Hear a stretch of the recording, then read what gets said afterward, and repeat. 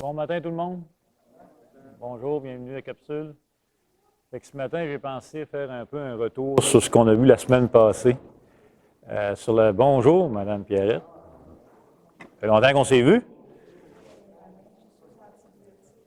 Fait que j'ai pensé revenir ce matin à ce qu'on a vu la semaine passée sur la justification, entre autres. Quand on parle de justification,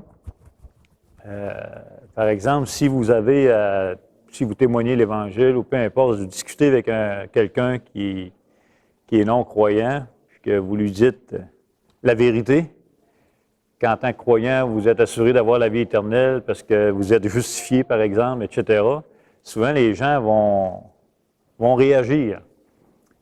Et souvent les gens vont vous dire pour qui tu te prends, toi, pour dire que tu es juste, puis tu es parfait, puis tu vas aller au ciel, puis etc. Bien, ils réagissent exactement comme beaucoup de croyants interprètent la justification. La justification, là, ne rend... Je vais attendre que tout le monde prenne place parce que...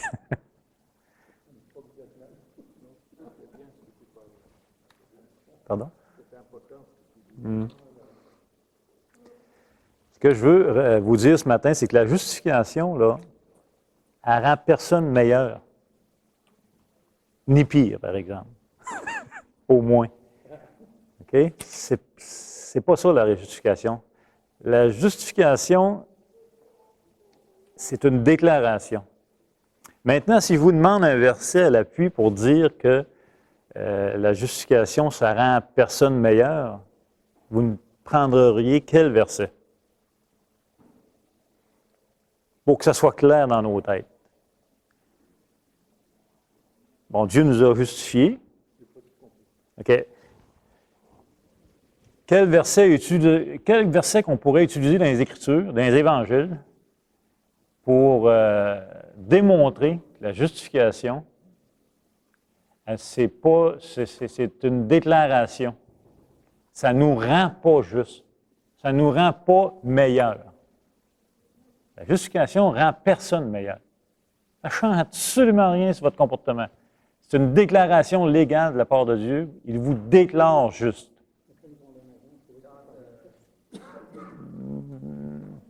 Quand il a été dit dans l'Évangile que Dieu est justifié par ses œuvres. Et voilà. Luc 7, 29. Ça, c'est vraiment un verset à retenir en lien avec la justification, à se rappeler souvent, parce qu'on tombe dans le panneau. Souvent. Luc 7, verset 29.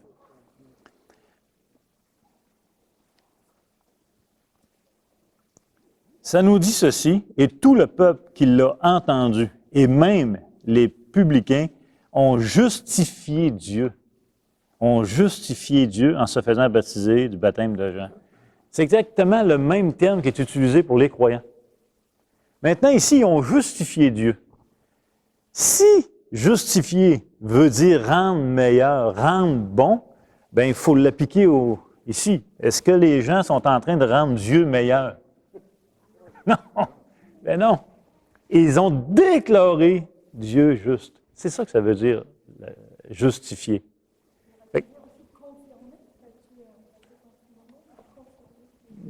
Oui, mais gardez le mot déclarer. Parce que quand Dieu parle de nous en tant que juste, il nous déclare juste devant Dieu. En d'autres mots, nous sommes justes devant Dieu et non rendus meilleurs, rendus justes par nos actions. Ça n'existe pas. C'est pas ça, la justification. Donc, ce verset-là, c'est un verset à retenir pour ça. Il y a un autre verset d'un proverbe que j'aime bien, Proverbe 17, 15, qui est un autre Proverbe 17, 15.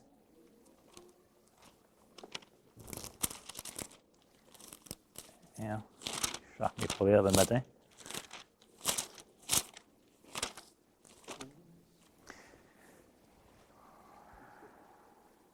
Ça nous dit ceci, celui qui absout le coupable et celui qui condamne le juste sont tous deux en abomination à l'Éternel.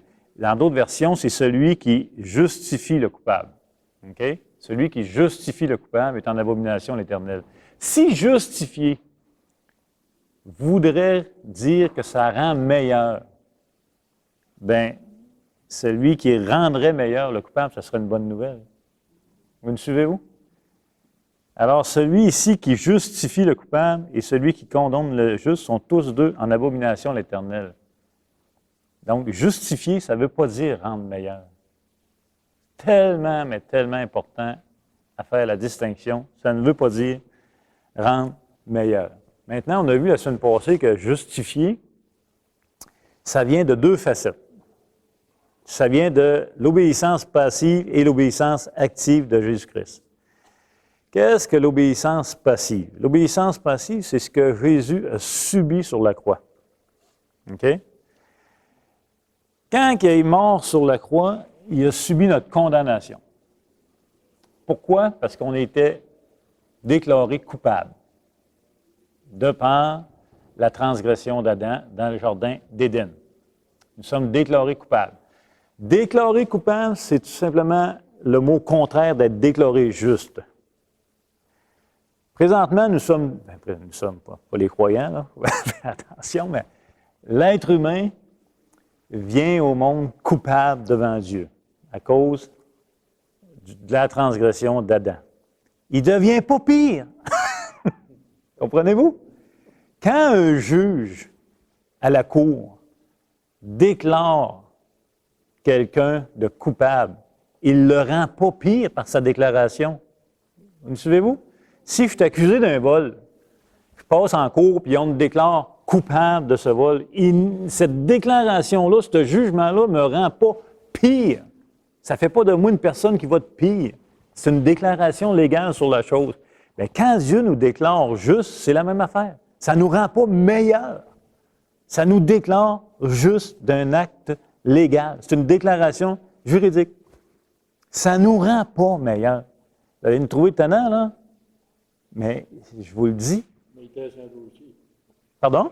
Il l'a vu déjà, il teste un dossier. Ah, il va presser un dossier. Donc,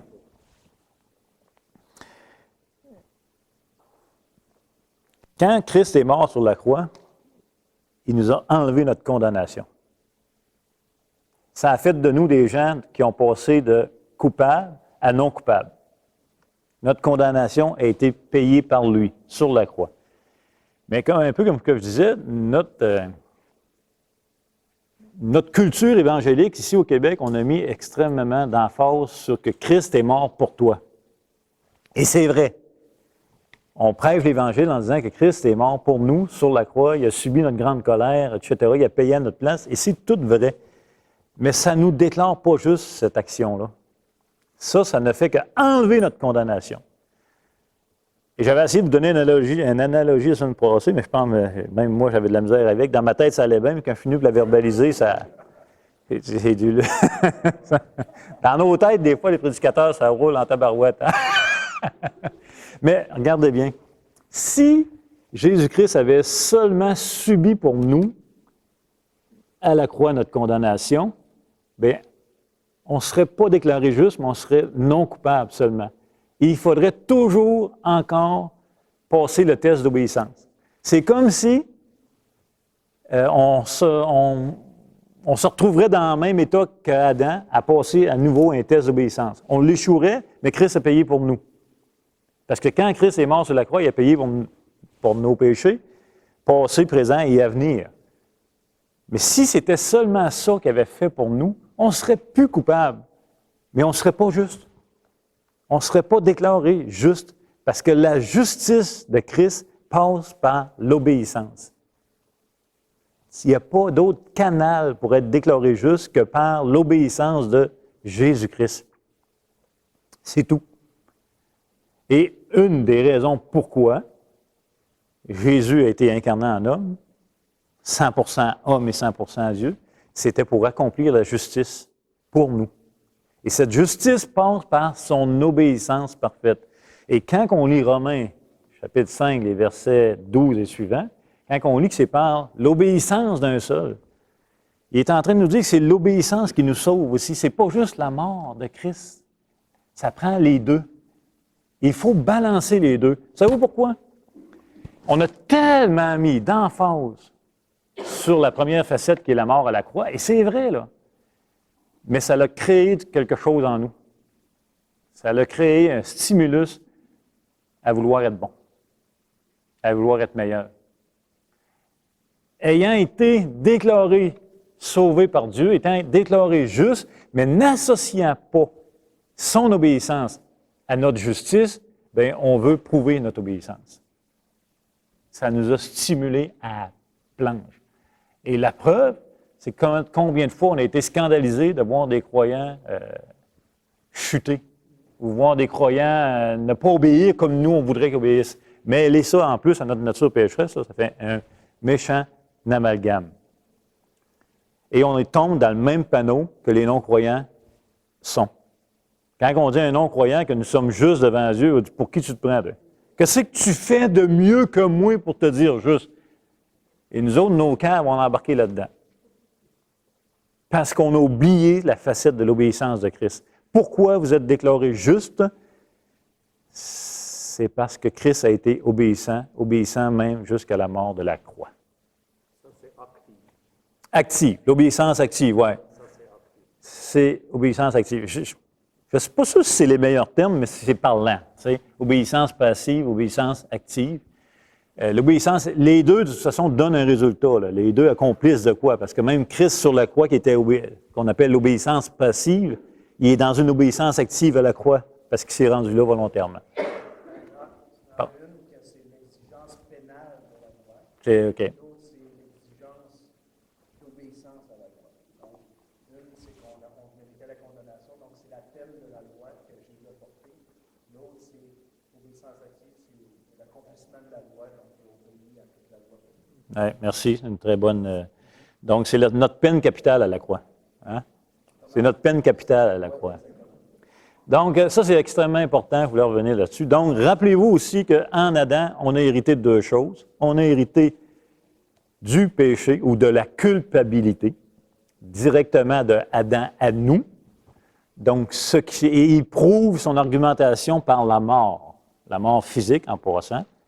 Donc, il va dire, même ceux qui n'ont pas commis de transgression semblable à celle d'Adam, entre Adam et Moïse, avant la loi, tous sont néanmoins morts.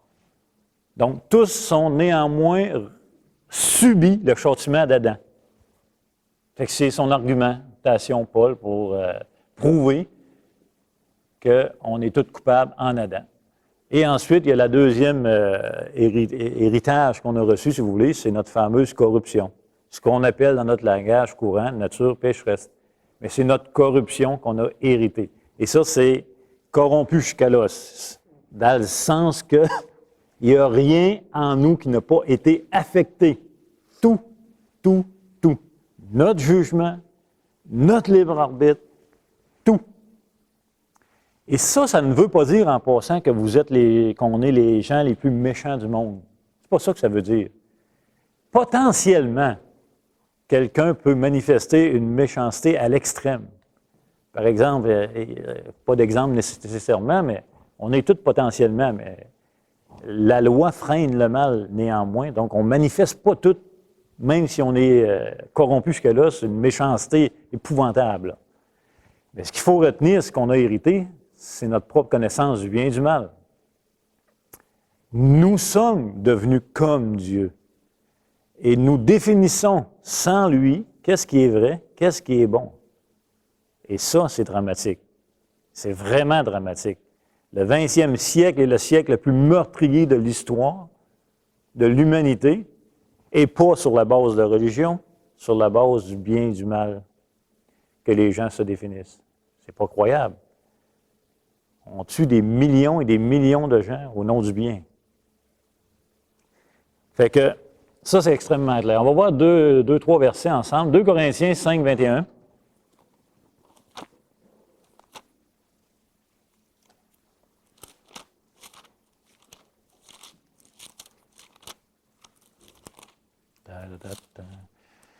« 2 Corinthiens 5, verset 21, « Celui qui n'a point connu le péché, il l'a fait devenir péché pour nous, afin que nous devenions en lui justice de Dieu. » Donc, aussi un autre point qui est intéressant à se souvenir, dites-vous que dans toute l'histoire de l'humanité, il y a seulement un couple humain qui est, on va dire, venu au monde, là, même s'ils ne sont pas venus au monde dans le sens comme nous, on vient au monde, là, qui ont été créés de Dieu, qui étaient dans un état parfait.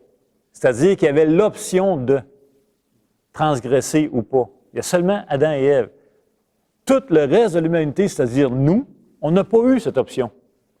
Nous, on est entrés dans le jugement de l'option d'Adam et Ève. Donc, nous, on n'a pas cette possibilité-là d'obéir ou de désobéir. Est-ce que la loi est bonne? Certainement. Certainement que la loi est bonne. Est-ce que la loi de Dieu condamne encore? Certainement. C'est sûr. Néanmoins, nous, pourquoi que c'est par la foi? Si, là, vous allez me dire, écoute, Luc, si la justice vient de la loi, c'est-à-dire que si quelqu'un serait capable d'obéir parfaitement à Dieu, il serait déclaré juste, tu es en train de dire que l'obéissance pourrait nous amener une justice? Je vous dis oui. Néanmoins, on n'est pas capable. Et c'est pour ça qu'il va dire, c'est par la foi. Le juste vivra par la foi, parce que depuis Genèse chapitre 3, nous sommes corrompus. En d'autres mots, nous sommes capables juste de désobéir et non d'obéir. Nous sommes devenus esclaves du péché. Et c'est quand Paul dit, il n'y en a aucun qui fasse le bien. Là. Aucun qui fasse le bien. Pourtant, on fait plein de bien. Là. L'humanité en général fait plein de belles et bonnes choses et des choses que Dieu approuve dans son sens de grâce commune et qui retient le mal, etc., etc. Mais ce bien-là ne peut pas nous donner une approbation devant Dieu. Ça ne nous agrée pas devant Dieu. Pourquoi? Parce que ça vient de nous qui sommes ennemis, séparés de Dieu. On est mort. Tout ce que produit la mort ne peut pas être agréé de Dieu. Néanmoins, c'est pour ça qu'on a un second Adam. Où est-ce que le premier Adam a échoué? Bien, le second, lui, n'a pas échoué. Et la raison pourquoi Christ, en partant dans son ministère, a été mis à tentation dans le désert, c'était le premier test en partant, un peu comme le premier Adam. Et Christ a obéi parfaitement à la volonté du Père. 1 Corinthiens 15, 45.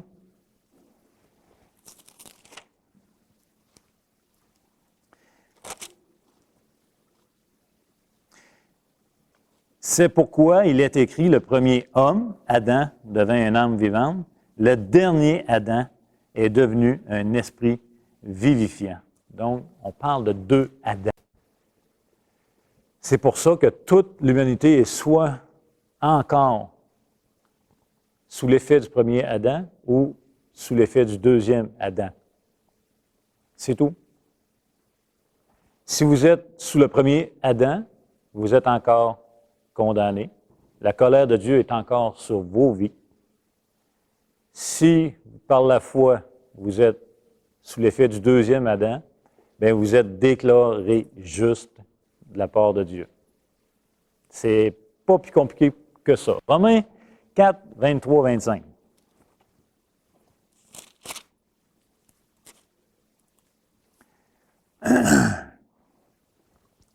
Mais ce n'est pas à cause de lui seul qu'il est écrit que cela lui fut imputé. C'est encore à cause de nous, à qui cela sera imputé. À nous qui croyons en celui qui a ressuscité des morts, Jésus-Christ notre Seigneur, qui a été livré pour nos offenses et est ressuscité pour notre justification. Fait que ça, c'est un domaine où on est familier aussi, qu'on a beaucoup entendu parler. Parce que Christ est ressuscité, nous sommes sûrs d'être ressuscités, et parce qu'il est ressuscité, nous sommes justifiés aussi. Et c'est vrai. Mais ce qu'il ne faut pas oublier, c'est pourquoi Christ est ressuscité? À cause de son obéissance. Sa résurrection prouve que son œuvre a été agréée de Dieu, du Père. Elle le prouve. À cause de quoi? Son obéissance parfaite. il ne faut pas oublier cette partie d'obéissance parfaite. C'est extrêmement important. Si on comprend bien ça, bien, Éphésiens 2, on va aller le voir, un texte riche, un texte, on lit ça, puis c'est toujours les mêmes réactions. On va lire les versets 1 à 7 au moins. Il dit, « Vous étiez morts par vos offenses et par vos péchés, dans lesquels vous marchiez autrefois selon le train de ce monde, selon le prince de la puissance de l'air, de l'esprit qui agit maintenant dans les fils de la rébellion. Nous tous aussi, nous étions de leur nombre, et nous vivions autrefois selon les convoitises de notre chair, accomplissant les volontés de la chair et de nos péchés, et nous étions par nature des enfants de colère comme les autres. Mais Dieu, qui est riche en miséricorde, à cause du grand amour dont il nous a aimés, nous qui étions morts par nos offenses, nous a rendus vivants avec Christ, c'est par grâce que vous êtes sauvés, il nous a ressuscités ensemble et nous a fait asseoir ensemble dans les lieux célestes en Jésus-Christ, afin de montrer dans les siècles à venir l'infinie richesse de sa grâce par sa bonté envers nous en Jésus-Christ. Comment Dieu peut déjà nous déclarer ressuscités avec lui, assis avec lui dans les lieux célestes? Bien, c'est seulement à cause que Dieu nous déclare juste. C'est rien à cause de ça. C'est pas parce qu'il nous a rendus meilleurs, ou c'est pas parce qu'il faut être meilleur. C'est parce qu'il nous a déjà déclaré juste de la justice de son Fils qui a été mis à notre compte. Donc, je sais qu'on n'est pas obéissant à la loi de Dieu, là. On pêche constamment, on tombe constamment, on est corrompu, là. Mais aux yeux de Dieu, notre obéissance, elle est parfaite en son Christ, en son Fils, excusez. Donc, déjà pour lui, c'est aucun problème. Déjà pour lui, c'est fait, c'est accompli. C'est merveilleux, c'est vraiment merveilleux. Et si, de toute façon, la justification, c'est de nous rendre justes, ça va nous prendre quoi pour y arriver? Pensez-y un peu, là. Si la justification, c'est de nous rendre meilleurs ou de nous rendre parfaits, qu'est-ce que ça va nous prendre pour se rendre au ciel? Qu'est-ce que c'est? Beaucoup d'œuvres. Ah, ça...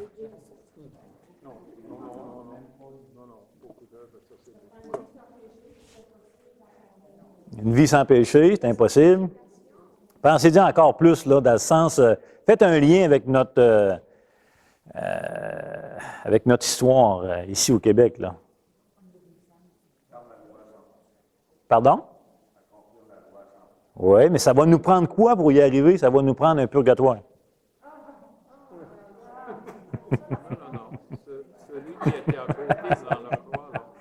C'est exactement ce que l'Église catholique romaine enseigne. C'est que Dieu infuse sa grâce à l'être humain et le rend capable d'accomplir sa loi parfaitement, mais il n'y arrive pas, il y a le purgatoire entre les deux. Ah ouais, je sais bien. Mais si on tombe dans le panneau, non, je ne suis pas en train de prêcher sur le... Je suis juste en train de vous dire que si on tombe dans le panneau, que la justification, c'est de nous rendre meilleurs, bien, vous allez avoir besoin de plus qu'une vie sur la terre. Là. Vous allez avoir besoin d'un purgatoire et d'une affaire de... pour continuer votre justification, tu comprends? C'est pas ça. C'est vraiment, mais tellement pas ça. C'est beaucoup mieux que ça. Oui, bien, c'est ça. C'est les sacrements, puis après ça, etc. Mais comprenez bien. Et je vous le dis, si vous comprenez mal la justification, le péché en nous va saisir l'occasion, stimulé par le diable, pour nous rendre meilleurs. C'est sûr. Vous allez vouloir être de meilleurs croyants. Le but de la vie chrétienne, ce n'est pas d'être un meilleur. Le but de la vie chrétienne, c'est juste de croire ce que Dieu déclare. Ça va vous faire entrer dans des bonnes œuvres que lui a préparées d'avance. Et des œuvres à une portée éternelle parce que ça va demeurer son œuvre. Peut-être un texte ou deux avant de terminer. Ils sont trop beaux, là. Romains 8.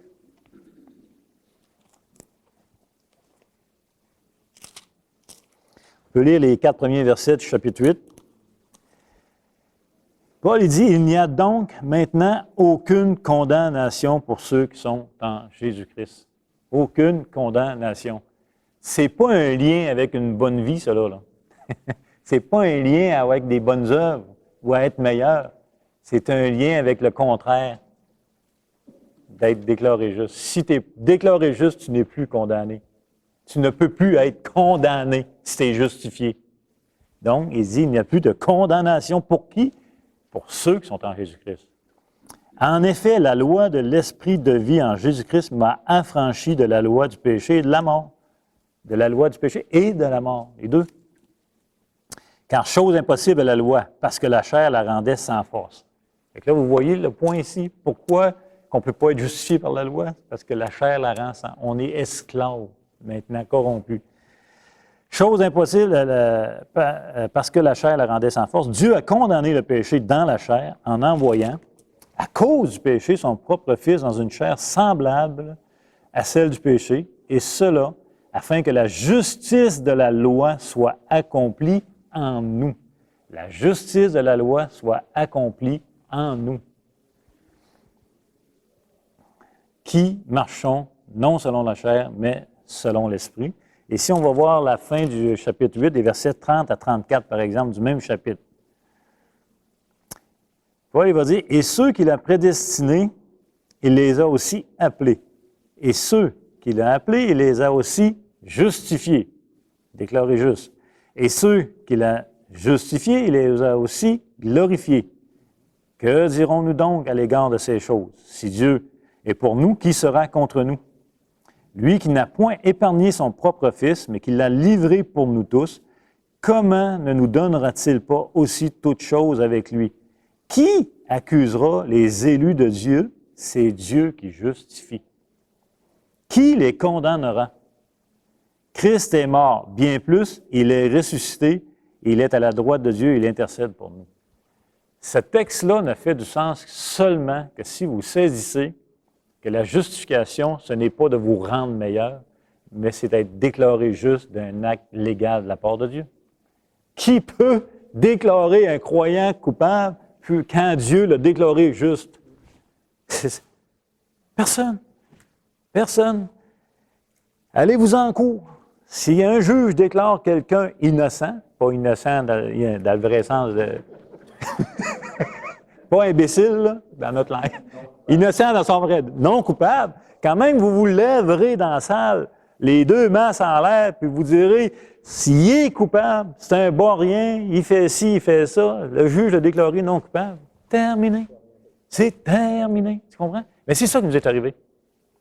L'œuvre de la justification, à la croix, ce qu'il a subi, son obéissance active qui est mise à notre compte, il fait de nous des justes. Il nous déclare justes. C'est pas une bonne nouvelle. C'est merveilleux. Ouais, mais là, je peux faire ce que je veux. Tu peux toujours faire ce que tu veux de toute façon. Puis tu vas toujours faire ce que tu veux au bout du compte. Cassons-nous pas la tête avec ça. Oui, monsieur. Au début, tu as parlé, quelquefois, nous, on parle avec des non-croyants ou des religieux. Et peut-être une autre fois, on pourrait plus parler de nos témoignages envers les gens de dehors.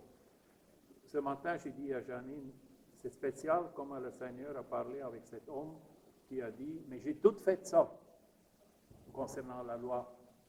Et le Seigneur n'a même pas discuté avec lui, il a seulement dit, mais fais ça et tu vivras.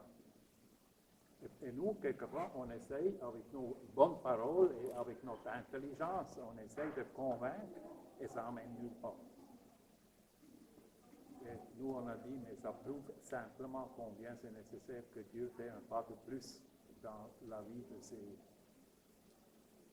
pas sauvés. Oui. Ce qui est intéressant aussi, c'est qu'on va terminer, parce qu'il est déjà moins 10, je pense. Parlez-vous de ça, Pasteur Jérôme, un matin? Oui, je vais la suite de ce que tu as dit. Yes, c'est vrai bon. Rappelez-vous que Jésus n'a jamais dit aux gens qu'ils ne devaient pas obéir. Mais Jésus a toujours amené les gens à comprendre qu'ils ne peuvent pas être sauvés. Et même ses apôtres, à un moment donné, ont dit, coudonc, là, qui c'est qui peut être sauvé d'abord? Ça ne marche plus, cette histoire-là. Là. Bien, c'est le plan de Dieu, de nous amener à comprendre que c'est impossible. Et c'est la déclaration de Jésus, il dit, à l'homme, c'est impossible. À l'homme, c'est impossible. Mais à Dieu, tout est possible.